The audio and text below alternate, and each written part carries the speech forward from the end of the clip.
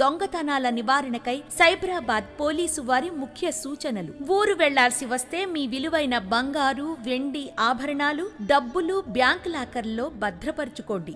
Security అలారంతో పాటు motion సెన్సార్ను, మీ ఇంటికి సెంట్రల్ లాకింగ్ సిస్టమ్ గల తాళాన్ని అమర్చుకోవడం చాలా మంచిది. తాళం వేసి ఊరికి వెళ్లాల్సి వస్తే మీ స్థానిక పోలీస్ స్టేషన్లో సమాచారం ఇవ్వండి. మీ కాలనీలో ఎవరైనా అనుమానాస్పద వ్యక్తులు కనిపిస్తే వెంటనే స్థానిక పోలీస్ స్టేషన్కు సమాచారం ఇవ్వండి లేదా డైల్ 100కు తప్పనిసరిగా కాల్ చేయండి.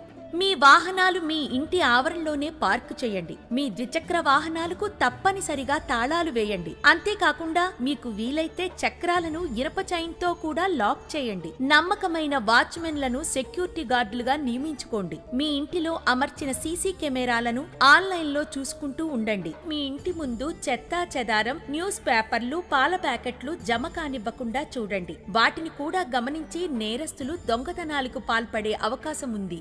మెయిన్ డోర్కి తాళం కప్ప వేసినప్పుడు అవి కనపడకుండా కర్టెన్స్ తో కప్పండి. ఇంటి లోపల మరియు బయట కూడా కనీసం కొన్ని లైట్లు వేసి ఉంటే మంచిది. మీ ఇంటి దగ్గర గల మీకు నమ్మకమైన ఇరుగు పొరుగు వాళ్లకు మీరు ఇంట్లో లేని సమయంలో మీ ఇంటిని గమనిస్తూ ఉండమని చెప్పడం మరింత మంచిది. మీ ఇంటికి వచ్చే వెళ్లే దారిలోనూ ఇంటి లోపల సీసీ కెమెరాలు అమర్చుకుని దాని DVR బాక్స్ కనపడకుండా ఇంటి లోపల రహస్య ప్రదేశంలో పెట్టుకోండి. అల్మారా మరియు కబోర్డ్స్ కు సంబంధించిన తాళాలు కామన్ ఏరియా అయిన చెప్పుల స్టాండ్లోనూ, పరుపుల క్రిందన, దిండ్ల క్రిందన, అల్మారా పైన, డ్రెస్సింగ్ టేబుల్ మరియు కబోర్డ్స్ లో ఉంచకుండా మీ ఇంట్లోనే రహస్య ప్రదేశంలో పెట్టుకోండి.